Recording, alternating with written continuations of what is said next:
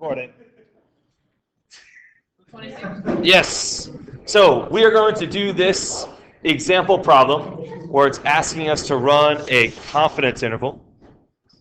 All right, so yesterday, if you watched the video from yesterday or you were just here in class, we did a 2-sample t-test. All right, so today we're going to do a 2-sample t-interval. Now, the nice thing about the intervals is that you don't have to do as much stuff as the test. So in this case, it also tells us that we're going to assume that the two populations are independent, right? So that's that last assumption, Leslie, you mentioned yesterday. And then we're also going to assume that the histograms would be unimodal and symmetric, okay? So we don't have to check the sample histograms. We also cannot check because you see here, this problem does not actually give us any data. It only gives us the summary statistics, all right? So let's write down what we've got. We have these two departments in an assembly plan. So I'm just going to call them Department 1 and Department 2. All right, or you can use A and B, whatever you want. All right, so the Y bar for Department 1, the first department, is 12.3 accidents per month. All right, so that's the sample mean for the 30-month study for this first department.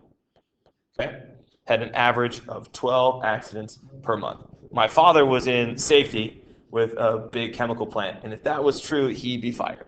Okay, so let's move to the next one. The standard deviation for the first one. The standard deviation is 3.5 accidents per month. Yeah, again, I mean, these are statistics, so we can't have a decimal of an accident. Okay, let's do the sample mean and standard deviation for the second department.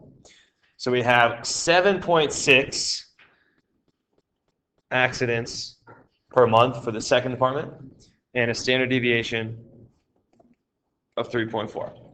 Now, it might be a little bit tricky to see, but it does give you the sample size for each of these.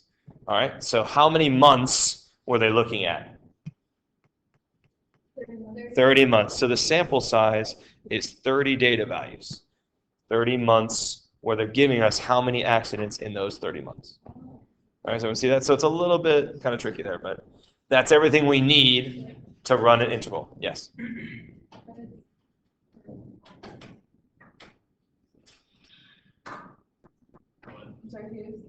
Yeah, so they're saying each month, so let's say the first month, there were 10 accidents. Then the second month, there were 15. Third month, 5. So you just get all those numbers, find an average. So that's how they found these two. What's up? Yeah, I mean, like ultimately, this is just a made-up problem. But, you know, if this is that many accidents per month, hopefully it's like you stub your toe, right? That kind of accident, right? Not like fatal accidents. I'm not saying they don't hurt, right? But you don't die from a stubbed toe. I totally get it, right? We tell our children when you stub your toe, you let out something very loud, and we're not there to the expletives yet, but when you get older, you just say a swear word, right? But my son says, poop, really loud when he stubs his toe. That's what we told him to say. Okay. Let's go ahead and do the actual mechanics of this. So the formula is going to be y bar 1 minus y bar 2 plus or minus t star, I don't know the degrees of freedom yet. We're going to let the technology tell us, times the standard error for the difference in these means. All right? So let's go and plug in what we know. Okay, we have our first mean, our first sample mean is 12.3 minus the average number of accidents from the second department is 7.6. Plus or minus. Now here is where if this was a normal model, right, if this was talking about using a z-star, we would use what number for z-star with 95% confidence? 1.96. But I don't know what it is yet because I don't know the degrees of freedom. So we're going to let MathCracker tell us that. Okay? So just leave that blank for now. times, now this formula is going to be given to you, but remember from yesterday, this is the square root, all right, and then you've got two fractions. You take the first standard deviation of 3.5, that's standard deviation, and you square it over the sample size, plus the second standard deviation, square it, over that sample size. All right, and you will be given that formula when we take the test. After spring break on April 1st. Okay, so now you want to go to your phone or to Chromebook if you've got it open.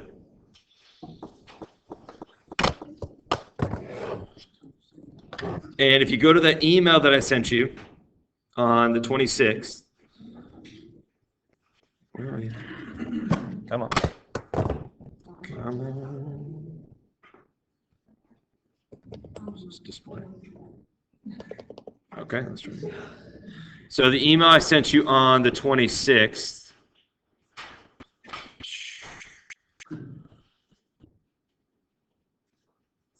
Right here, it has a bunch of links.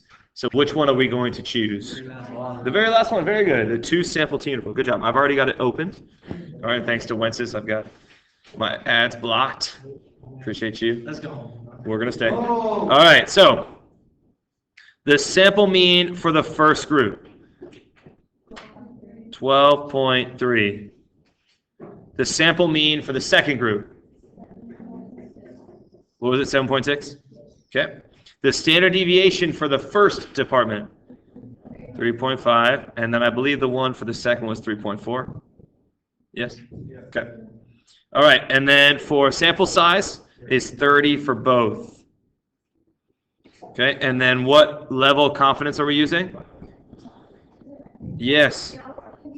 They're not always going to be the same. Good question. So you weren't here yesterday, Charlize, but the problem we did yesterday was comparing the saturated fat content for pizzas made from two different companies, Domino's and Pizza Hut, and they had a different sample size, which is okay. You're going to see next week when we talk about the paired t-test how the sample sizes do have to be the same, right? Because next week we're going to tell you that there is a relationship between them. They're not independent. All right, so I think it was 95%, so 0.95. Now, do you remember from yesterday, I told you guys, if you watched the video, if you weren't here, that we cannot assume they have equal variances. So this is something new on the screen up above solve, where it says assume equal variances. We actually have to assume unequal variances. So always check the middle one. The middle one. Yes, always like that for these t-tests. You're right. Yep. So I'll keep it like that. Yeah, but the problem is when you load the page, Edgar, it's not going to be on that one. You got to change it to the middle one, the second one. Okay? And then you want to hit solve. Wences, if other people want ad blocker, can you forward that email to everyone in the class? You have ad blocker? I'll just do it. I'll forward it to you. Let's go. As long as you download it once, it constantly downloads them. Yeah, because it syncs with your profile. Exactly. So when you sign in Google, you got it, so you know this. No ads. One of my favorite extensions is called the Google Voice Bulk Texter.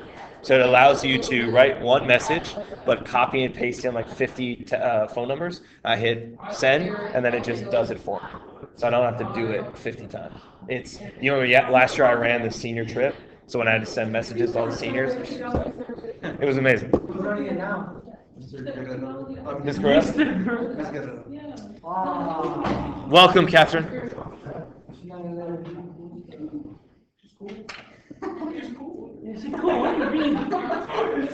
She said yes, so should be very grateful. Yeah. You know the teacher is doing. Yes. Not gonna let it go. Why do you want it? You can do that your own time. You want to go fishing on Come on, Math Cracker. Did anyone else's load yet? Yours loaded? Okay, I'm going to go with yours then, Leslie. All right, I'm going to go with Leslie's numbers because mine is not loading yet. All right, so, can I take a peek? Yeah, Awesome. you can. Yes. You're good. All right. So the first thing I notice is the degrees of freedom. All right. So the degrees of freedom is 59.95. So the degrees of freedom is 59. Oops. 0.95. Okay. Listen. Shh. Okay. Does it give me the T star? I think it gives me T star. Sad. We can calculate that. All right. So it doesn't give me. Oh, it does give it critical value is 2. It says the critical value is 2. So I'll go ahead and put 2 there. But I'm going to check it with my other app. All right. And here's the interval. The interval is 2.918 for the low one and 6.482 for the high one. Thank you, Leslie. Mine load yet? Yes. Okay, here we go. So let me show you the same stuff. We got the same stuff. Yeah. So let me show you where it all is. First, it gives you the degrees of freedom. All right, 59.95. Okay, saw that. Then it says, you see this sentence, the critical value for this says alpha 0.05, but that's because we chose 95% confidence. And this degrees of freedom is 2. So it does give you the critical value. So that's nice. All right, I'm going to confirm that that's correct. And then it gives you the standard error, all right, right here. So if you were to multiply 0.891 times 2, that would give you the margin of error. So what is 2 times 0.891? Correct. 1.782. Let's see if this works. Okay. And then 12.3 minus 7.6 is 4.7. Let's confirm that that gives him the right stuff. Yes, it does. Nice. This is good. All right, gave me both numbers. So let me show you again what I just did. Okay, let me try to walk you through it again. Okay, so I think, Guillermo, you were the one that said about the degrees of freedom.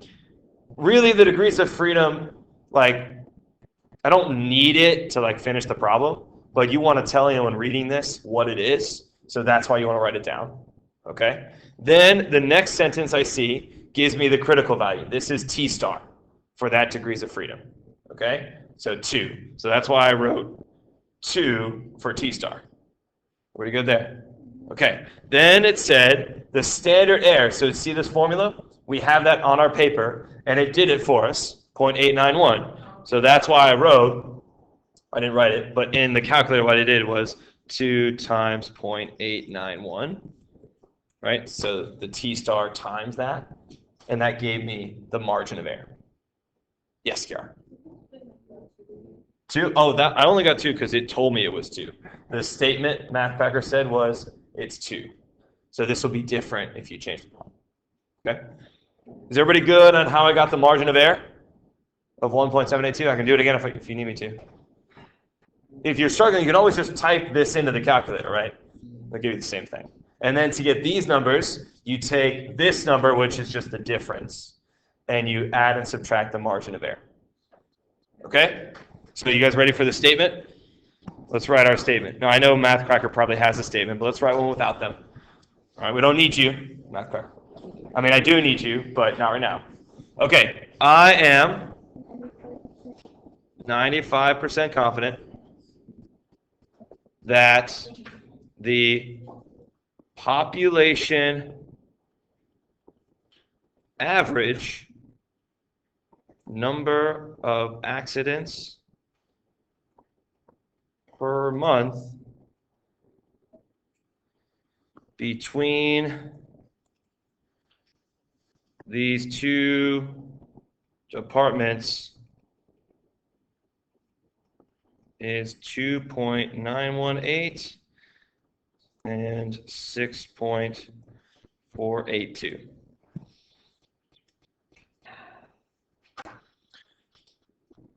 Now, after you finish writing that, I want to try to have, hopefully, you're to this point with your understanding of this material of what we would have done if this was a test.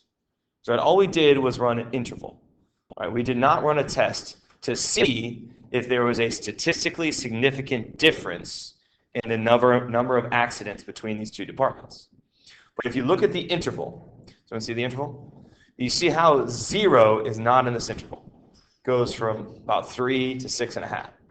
The fact that 0 is not here tells me that if I were to run a test, I would have to reject the fact that these are the same and instead think there is a significant difference between the number of accidents. Okay? So that'd be a problem. I want to figure out why is there a significant difference in the number of accidents between these departments. All right? So again, if you're doing an interval and 0 shows up, if 0 shows up, then you can't rule out 0. Then you would not have enough evidence to reject 0. You have to say, you know what? I still think they're the same. But in this case, because 0 is not there, that would give me enough evidence to say that, in fact, that the average accidents in these departments is significantly different. Okay? And I definitely don't want to work in Department 1. All right? Any questions on this? Now, I wanted to confirm that T-star, Gary, you're asking about the 2. So I think if you go to that email again, I haven't used this since last week, but that very first link that I sent you, I want to open it up so we can make sure we have the right critical value. All right, so we're doing what level of confidence? 95, right? So I have 95. So what is in each tail? We got to split the 5%, right? So it's 2.5% in each tail. Right? Because we have to add to 5%. So that means, you know, the way that I'm going to do it is I'm going to type in 0.025. You could also type in 0.975. And with this applet that I have, you can actually go both directions, right? You can go greater than or you can go less than. I use less than because growing up with the calculators that I used, it was always about to the left of your critical value. But you could keep it to the right. It's fine. Okay, so what was our degrees of freedom? Okay, and we wanted the area to the left to be 0.025. What do you see for the critical value? It's 2. So that's why MathCracker said 2. Everyone see that? So I'm not, the whole point of this, get that out of the way. The whole point of this was not to tell you got to do this, just showing you that's where MathCracker got to. All right? And if you look at that curve, you can see it looks approximately normal, right? With degrees of freedom of almost 60, it looks fairly normal. Questions? Okay, nice. Any homework?